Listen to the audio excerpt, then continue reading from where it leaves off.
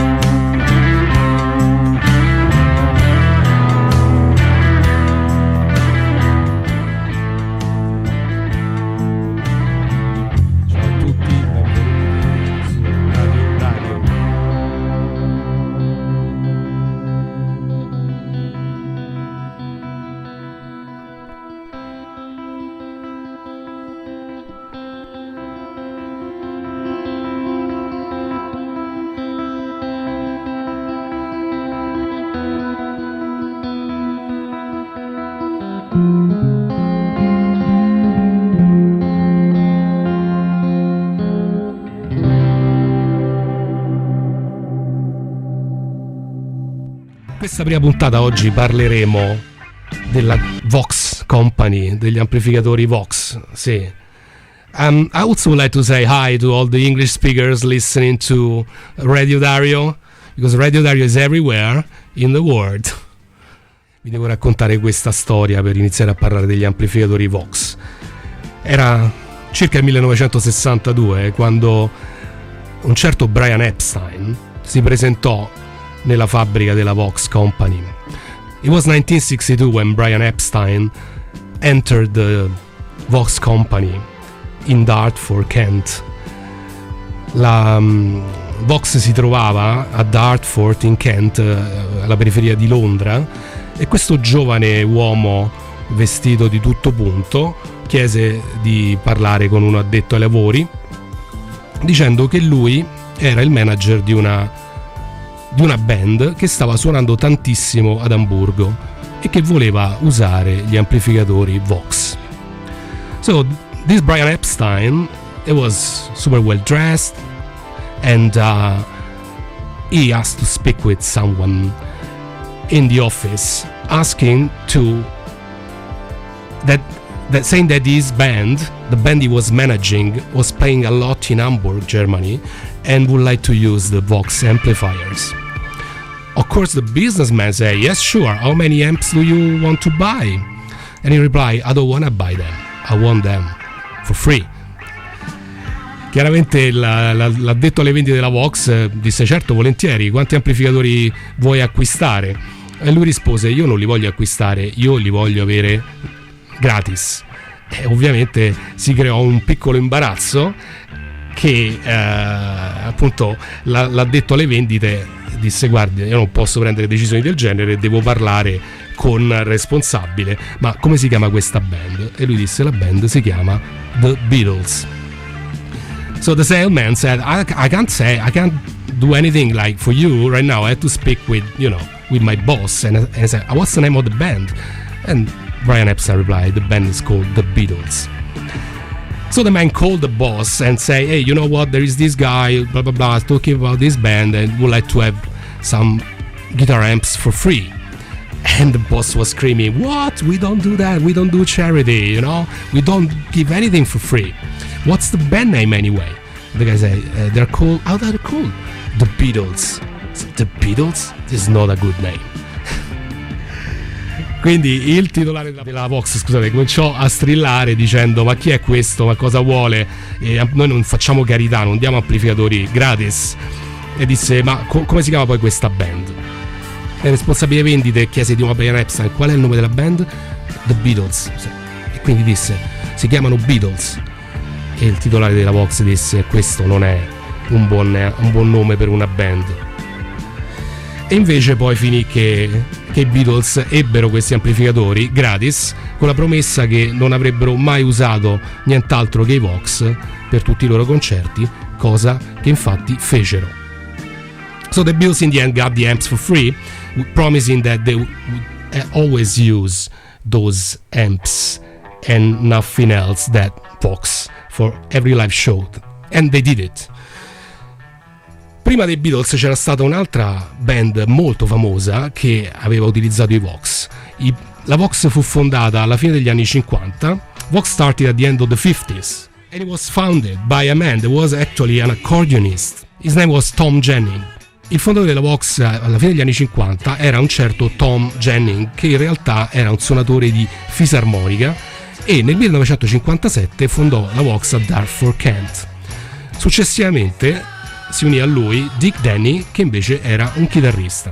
Il primo gruppo a rivolgersi alla Vox furono gli Shadows, che utilizzarono il primo amplificatore Vox per chitarra mai costruito, che era la C15. So the Shadows were the first band using Vox amps and it was the Vox AC15. Il problema degli Shadows è che cominciavano ad avere più successo di quello che si aspettavano e che quindi si trovavano delle folle urlanti. Quindi questi AC15 non erano abbastanza potenti per permettere alla band di ascoltarsi in studio. So the Shadows were becoming more and more popular and they couldn't really listen to them, hear themselves when they were on stage playing, because the AC15 were not powerful enough. So they went to the Vox company asking if it would be possible to have some louder amplifiers. Quindi la band andò negli uffici della Vox chiedendo se per caso non fosse possibile avere degli amplificatori più potenti, almeno al doppio della potenza. E qui si creò una specie di scontro tra i due responsabili della Vox, cioè Dick Denny, il chitarrista, disse: certo, è possibile, raddoppiamo tutto, anziché un solo altoparlante ne mettiamo due, raddoppiamo la potenza, praticamente in un solo amplificatore ne facciamo due, quindi due Vox a C15 insieme. Ma Tom Jennings invece il suonatore di fisarmonica assolutamente era contrario a questa possibilità.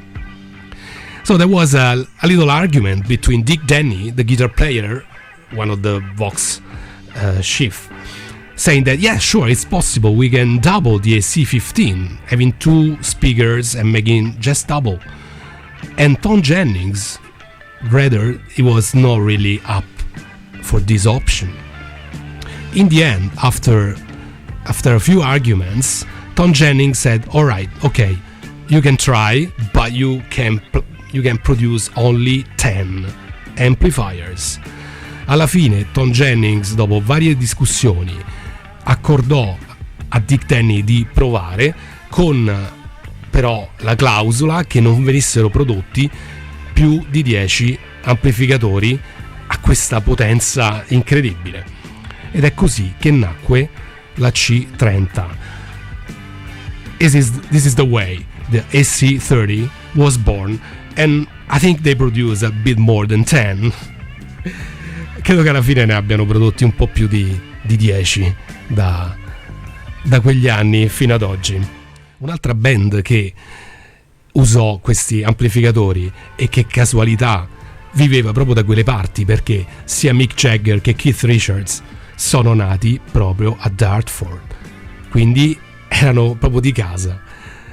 Dopo il successo che i Beatles ebbero, e quindi Vox era ovviamente sempre associato alla band di Liverpool, ovviamente alla Vox non sembrò vero di poter dare anche ai Rolling Stones non solo gli amplificatori Vox, ma in questo caso anche delle chitarre. Quindi i concerti dei Rolling Stones diventavano degli showcase della Vox.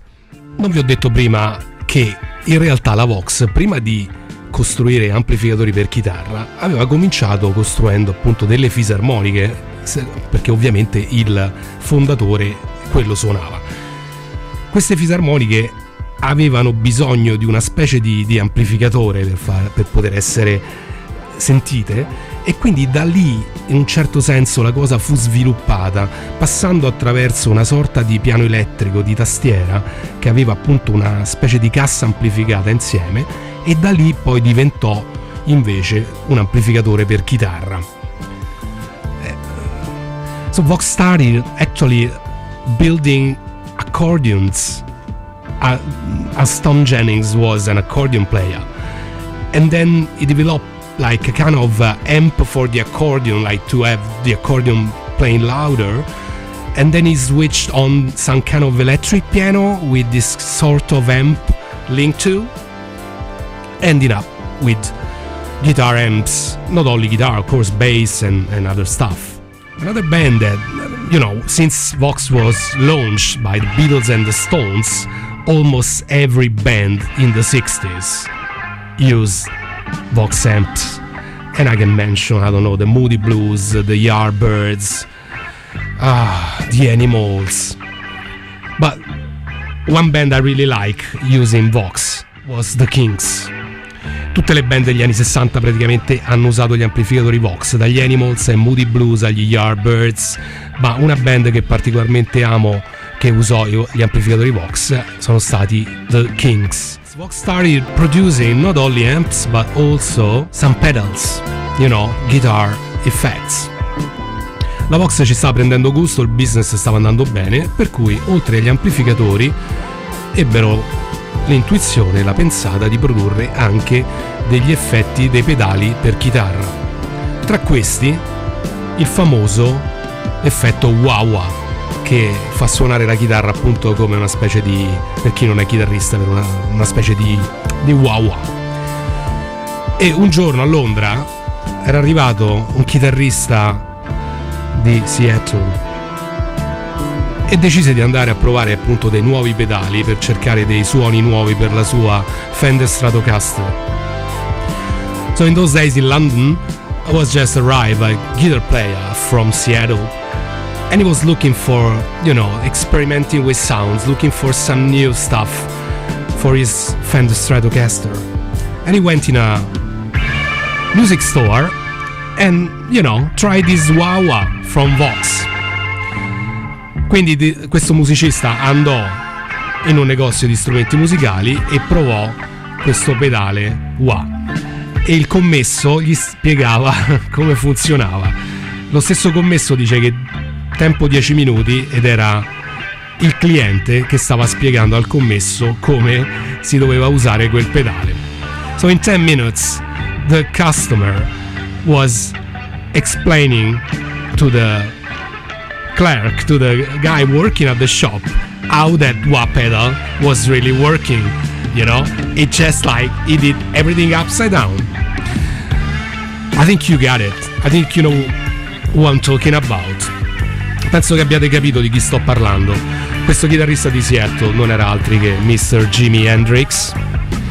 La Vox, ok, fu grandissima negli anni 60, ma anche successivamente ci furono artisti che continuarono ad usare questi amplificatori, anche perché secondo me ci fu un periodo in cui verso la fine degli anni 60, quando i suoni si facevano un po' più cattivi, anche negli anni 70, che forse l'amplificatore Vox non era esattamente quello adatto. I think there was a time, late 60s, early 70s, when Vox maybe was not exactly the right amp to play some, you know, hard rock stuff. But later on, mostly in the 80s, but I mean, already in the 70s, there were some bands who were still big fans of the Vox amps. Uno di questi artisti che era un grandissimo fan della Vox era Paul Weller dei Jam, un altro grandissimo estimatore della Vox che cominciò ad usare un amp C30 praticamente dall'inizio della sua carriera, da metà degli anni 70, e lo usa ancora oggi, è Brian May, another guitar player who started using Vox AC30 from the very beginning of his career in the early 70s, and he still keep using it nowadays, is Brian May from Queen.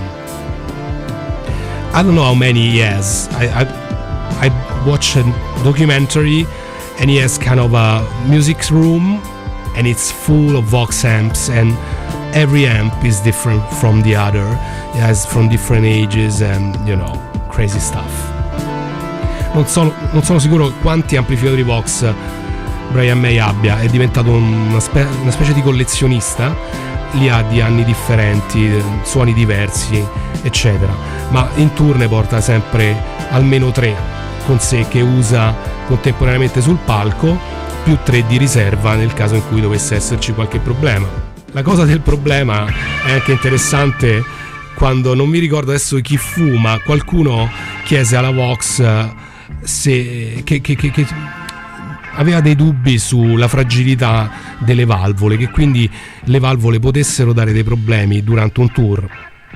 E in risposta uno degli addetti ai lavori della Vox prese una C30 e lo tirò giù per una rampa di scale, poi dopo lo riportò su con l'ascensore, collegò la spina e l'amplificatore funzionava perfettamente, quindi lui chiese: che dici, è abbastanza affidabile?